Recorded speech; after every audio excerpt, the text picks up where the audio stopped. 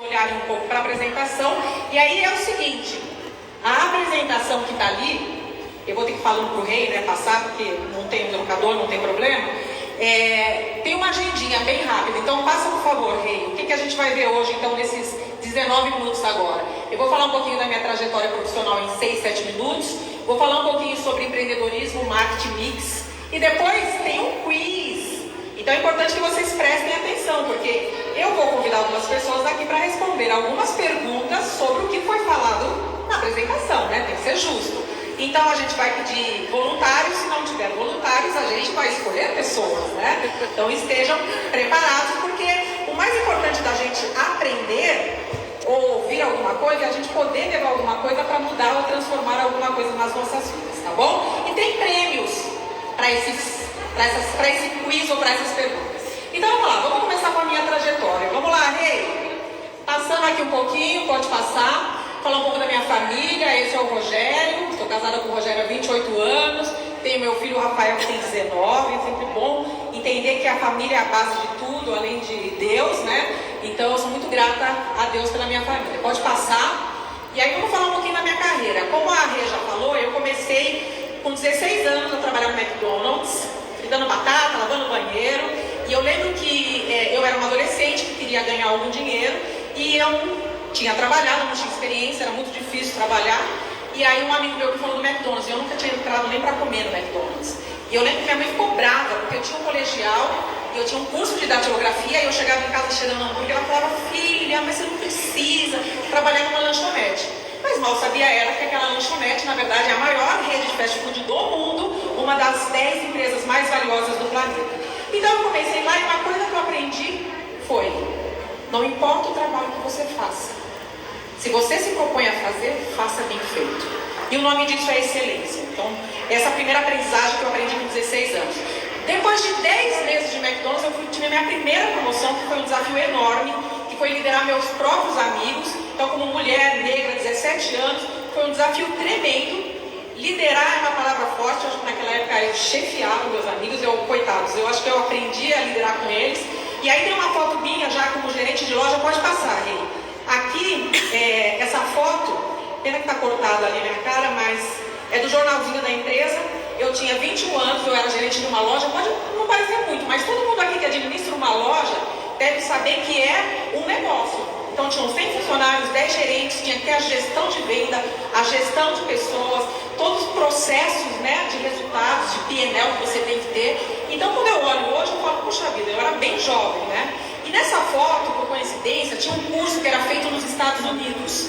E a gente era selecionado como gerente para ir, só que quem tinha boa performance podia ir. E eu lembro que a gente tirou essa foto porque eram os 4 gerentes escolhidos para ir para os Estados Unidos. E só depois de muitos anos eu entendi que eu falei, gente, só eu sou mulher, negra, estou indo viajar com homens, né, que é a característica da liderança, nada contra os homens, mas a característica da liderança, ela é masculina, ela é branca, e eu estou sentada ali muito confortável. E aí eu aprendi mais uma coisa aqui. A aprendizagem é: não se intimide frente às afirmações sociais, porque as afirmações sociais, ela diz exatamente isso.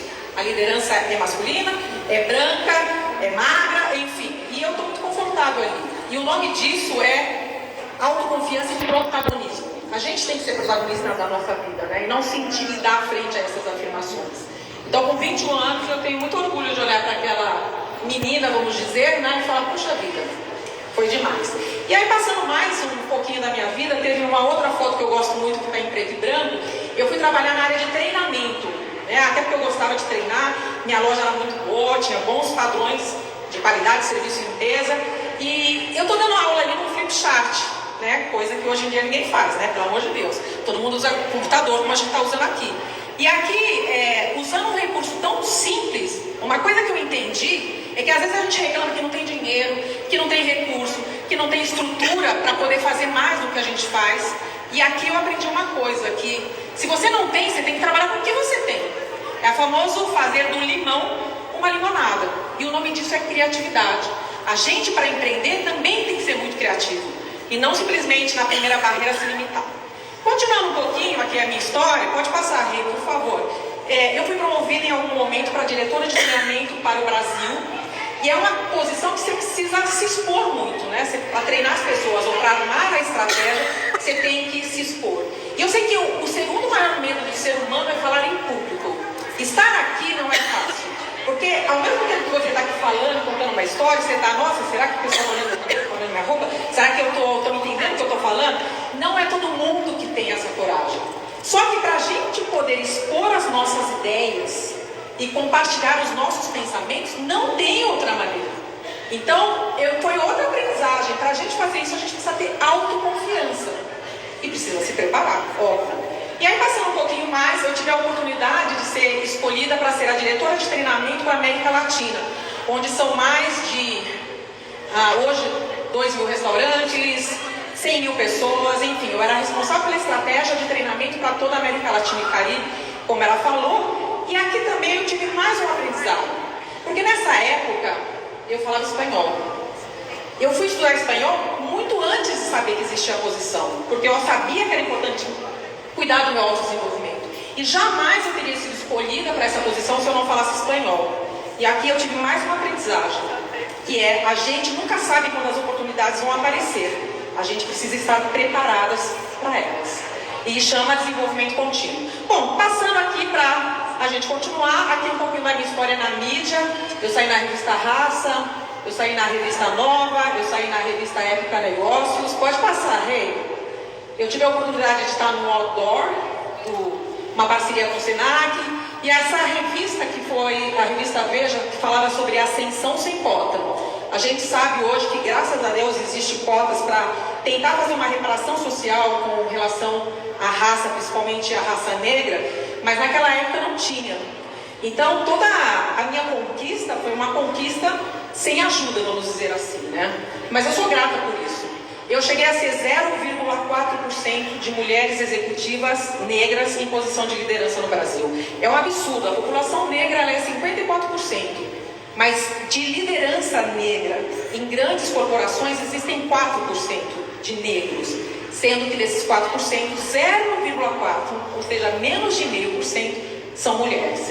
Então eu tenho orgulho, mas também tenho muita vergonha e, bom, enfim, tem muita coisa para progredir. Mas vamos lá, continuando aqui, pode passar, Rei. Em algum momento, eu trabalhei 30 anos no McDonald's. Eu sei, nossa, 30 anos, sim. 30 anos, 15 posições, uma posição a cada 2 anos. Amava, amo o McDonald's. Eu só saí porque realmente eu recebi um convite muito abençoado, vamos dizer assim. Eu fui convidada pela Apple, também para quem não sabe, a Apple é a empresa mais valiosa do planeta. Nunca na história da humanidade uma empresa chegou ao valor que a Apple tem. E aí eu disse, gente, eu acho que é Deus, né? Dizendo, olha, essa é a tua última oportunidade de fazer uma coisa diferente. Ou senão você vai conhecer só o McDonald's. É uma oportunidade de você se desafiar em uma coisa diferente. Será que eu dou conta? Eu tive medo. Eu estava tão bem no McDonald's, por que eu ia sair? Eu podia não dar certo na Apple. Mas eu conversei em casa, eu conversei com Deus e eu tomei essa decisão. Eu falei, essa é a minha oportunidade. E eu fui. E aprendi com isso também mais uma coisa importante na vida. Você precisa ter coragem. Podia não ter dado certo. Foram anos maravilhosos, foram 5 anos, eu não ia trabalhar mais 30 na Apple, até porque não dava. Então foram 36 anos de mundo executivo com essas aprendizagens principais. E aí pode passar, por favor. Aqui também teve uma transição de estilo, né? Porque no McDonald's era tudo muito formal e na Apple tudo muito informal. Pode passar, porque isso tem a ver com flexibilidade. O que eu faço hoje? Hoje eu sou conselheira, hoje eu sou consultora, hoje eu sou palestrante, hoje eu sou voluntária. Então tem algumas empresas para quem eu já trabalhei ou para quem eu doei o meu tempo, inclusive no voluntariado ali na região de Alphaville a gente tem um trabalho bem legal de equidade social, vamos dizer assim. O que mais que eu faço? Eu também sou investidora anjo e empreendedora no ramo imobiliário, se eu posso dizer assim. E por que eu falo isso? Aqui é a minha casa, que graças a Deus eu tenho, é uma das minhas casas, e essa casa eu acabo empreendendo também. E por que eu estou falando isso? Como é que eu empreendo nessa casa? Vamos lá, passa aí. Com alguns de vocês, né? A gente tem fotos aqui, tem inclusive uma amiga minha aqui, que é a modelo da empresa dela. Aqui é a área externa, pode passar. Aqui é a interna, cortou ali a cara da modelo, que está aí também. Então a gente faz coisas na área interna, num ambiente sofisticado. Pode passar mais uma foto. A gente tem mais foto, infelizmente cortou, mas ali a gente tem a parte também da sala, ou seja, a empresa de vocês pode fazer a locação da casa para fazer fotos lindas, maravilhosas como essa. Ali mais foto na área de piscina, pode passar alguns famosos que já foram na casa, mas a mais famosa que teve na casa pode passar Renata, que foi onde realmente eu a conheci, né? Então, em algum momento, uma das marcas fez uma locação e ela estava lá e eu pude conhecer a mulher que está por trás, não somente da empreendedora, né? O ser humano incrível, né? Também tem outros amigos aqui que também já estiveram na casa, inclusive o pessoal da produção, né? Maicon. Passando aqui, gente, o que eu vou falar agora? Vamos falar um pouquinho sobre empreendedorismo, porque além de todas aquelas atitudes que eu mencionei, existem algumas coisas importantes que eu queria compartilhar com vocês bem rapidamente. Vamos lá, sobre marketing mix. O que é marketing mix? Vamos passar, por favor. Hey! Aí, hey, pode ir. Bom, na verdade, marketing mix é um conceito que você precisa ter o consumidor certo, no lugar certo, com o produto certo, no momento certo. Tão simples quanto isso, talvez vocês conheçam. Pode passar aí. Para isso, existe toda uma filosofia de marketing, que é muito antiga, que é, obviamente, de Philip Kotler. Quem estudou marketing ou administração conhece. Hoje não são mais 4 P's, hoje são 8 P's. A gente não vai ter tempo de falar de 8 P's, então a gente vai falar somente de 4. Se vocês têm uma marca e não têm uma estratégia que tenha pelo menos 4 P's bem estabelecidos, vocês podem até ser bem-sucedidos, mas poderiam estar melhor.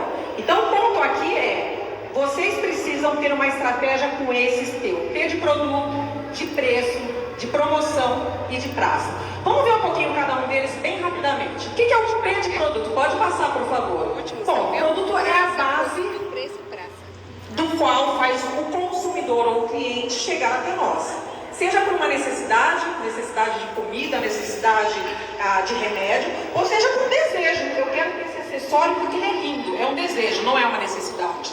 Então, tudo parte do produto, mas vocês precisam decidir qual é esse produto, qual que é a qualidade do produto, qual que é a variedade de cores, de tamanho, qual que é o design, qual que é o posicionamento. É posicionamento high level, top ou é mais popular?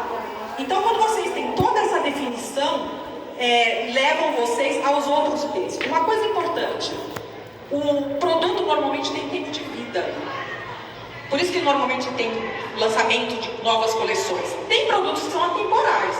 De repente, aquele vestido preto, tubinho, ele é atemporal. Mas normalmente é importante você reconhecer qual é o tempo de vida desse produto. Então, esse é o primeiro P que vai fazer com que todos os outros P's tenham uma cara ou outra. Por exemplo, se eu defino que o meu produto é popular, quando eu vou para o próximo, pode passar, Rei, que é preço, eu não posso ter um produto popular com preço alto. Então, o segundo P aqui, de preço, é a quantidade que o cliente está disposto a pagar por aquele produto. E isso vai ter conotações físicas e emocionais. Às vezes o cliente não se conecta só com aquele produto físico, ele tem um emocional na cabeça dele. E isso tem muito a ver com percepção de valor. Então, quanto maior a percepção de valor, maior o preço que você pode cobrar. E aí, o preço também passa por outras questões. Para vocês definirem o preço do produto, além de esse posicionamento, vocês têm que perguntar, bom, qual que é o custo? Porque você não pode ter um preço menor que o custo. Qual que é a margem que eu quero ter? Com cuidado de que não afete a percepção de valor. Qual que é o valor percebido? Qual que é o posicionamento e quanto a concorrência que vende algo parecido está cobrando? E finalmente, envolve também preço, as condições de pagamento. Se vai ser parcelado, à vista, desconto e tudo mais. Então, dentro da estratégia de vocês tem que ter preço. Para ir para o outro P, vamos lá? Estão prestando atenção para o quiz, né? Vamos lá. É promoção. O que é promoção? Promoção não é só dar desconto. Promoção é como eu vou promover o meu produto para que ele seja algo desejado e comercializado. É muito mais sobre comunicar e sobre divulgar esse produto para que ele seja atrativo. Super importante aqui dentro é que essa divulgação ela também tenha bem claro qual que é o público-alvo. Porque quando você vai promover ou divulgar, principalmente hoje em dia nas redes sociais, que vocês precisam, obviamente, ter aí, a gente chama de lead qualificado, né? Que é chegar em quem a gente quer chegar. Então é bem importante isso. O último P, que é o P de place, ou de ponto, passa por favor, ou de praça, ele ampliou muito, né? Então vocês precisam definir. O meu canal, ele é físico, ele é digital, ele é os dois, ou ele eu vou vender no atacado, no varejo, ou nos dois. Eu vou vender porta a porta, e principalmente se ele é físico, qual que é a localização? Porque também tem a ver com o produto, é um produto high level, alto, então tem que estar num lugar mais sofisticado, é mais simples e assim sucessivamente. Aqui também o que é interessante é a distribuição geográfica. Eu vou estar só em São Paulo, vou estar no Rio, vou estar no Brasil inteiro, vou estar fora do Brasil. Então todas essas definições, quando vocês montam a estratégia, elas têm que estar consideradas. E aí, se o lugar é físico, é fácil de chegar, tem estacionamento, é seguro. Quando eu olho para a vitrine, ela é atrativa. Quando eu entro, é gostoso estar lá dentro, tem um layout que me faz circular de maneira plena, e a iluminação, e o aroma, e a sonorização.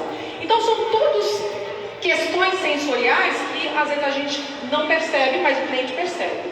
Então tem que ser um lugar atrativo e imersivo. Bem, deixa eu dar só um último exemplo aqui então, já que eu conheço tão bem. Pode passar, por favor, do McDonald's. O McDonald's trabalha com 7. Sabe que a linha de produto dele são hambúrgueres, são acompanhamentos, são bebidas e sobremesa. Quando pensa em preço, ele sabe que ele tem que ser acessível e trabalhar com combos, que são combinações de produtos, e com promoções. Quando ele pensa em lugar, que é o place, ele sabe que ele tem que pensar numa localização estratégica e definir se vai ter ou não drive-thru, ou se vai ter Mac no sofá, que é delivery, que é entrega. Quando vai para promoção é justamente como é que vai chamar a atenção do consumidor. Então brindes, vai ter no aplicativo, quais são as vantagens e assim sucessivamente. Ele ainda tem aqui outros 3 P's. Um que ele chama de Physical Evidence, que é que a loja vai ter menu interativo, qual que é o espaço para a criança, se vai ter drive-thru ou não, a parte de pessoas, que é o serviço, e a parte de processo, que é como funciona a padronização das lojas em qualquer lugar do mundo. Então é só um exemplo, e basicamente é isso. E agora a gente vai então à última parte, que são as perguntas. Gente, desculpa o tempo, mas tem um tempo, foi bem rápido, e o objetivo aqui foi essa reflexão. Quantos de vocês têm bem estabelecido a estratégia considerando todos esses P's? E eu vou pedir realmente para vocês olharem um pouco para a apresentação.